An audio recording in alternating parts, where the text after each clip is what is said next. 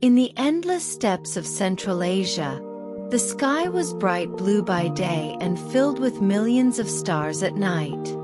In those lands lived a curious little boy named Alghorezmi. Sparks danced in his eyes, and his mind was full of endless questions. Alghorezmi loved playing with numbers the most. While other children played ball with stones, he lined the stones up and invented new games with them. 1, 2, 3. He would count, then pause and smile. But what if we don't place any stones at all? Doesn't nothing also take up space? His friends didn't always understand him, but they admired his imagination. At school, Alghorezmi was always the fastest at solving problems. When his teacher wrote a difficult calculation on the board, the other children hadn't even started thinking before Alghorezmi had already solved it. One day, his teacher laughed and said to him, "Alghorezmi, if you keep going like this, soon you'll be teaching your friends instead of me." The class erupted in laughter, and Alghorezmi smiled shyly. But everyone knew that his mind shone in a special way. As days passed, this spark grew. Alghorezmi didn't just solve problems. He also showed his friends easier ways to solve them. Whenever they struggled, they ran to him for help.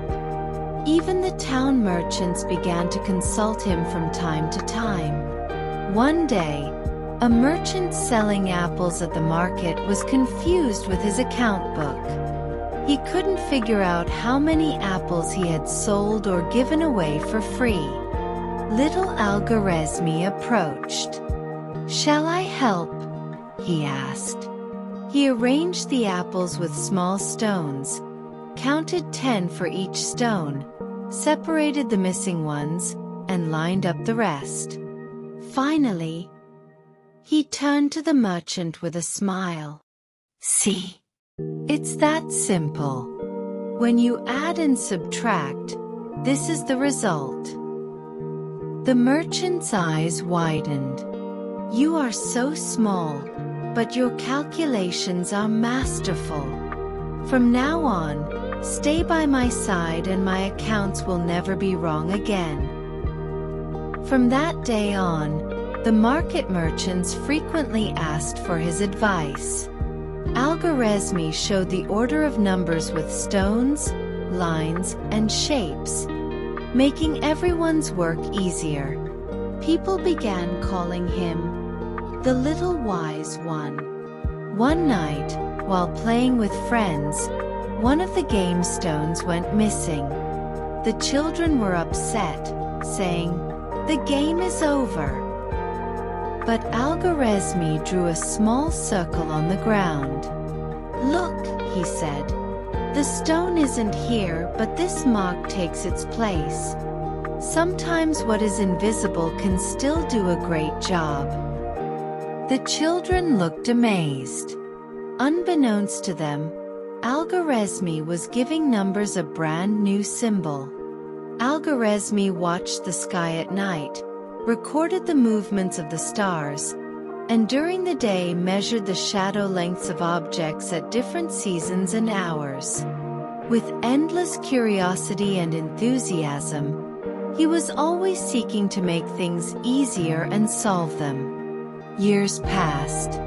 Alghorezmi grew up and traveled to distant cities. He explored libraries, gathered knowledge from around the world, and developed methods that would illuminate mathematics, astronomy, and geography for humanity. His books were read not only in his village but in distant lands as well. Even centuries later, people benefited from his methods. Merchants calculated more accurately, sailors found their routes, and scholars used his writings as a guide for new discoveries. And the words Alghorezmi spoke while playing with stones as a child echoed across the world. If you break down the difficult into small pieces, everything becomes understandable.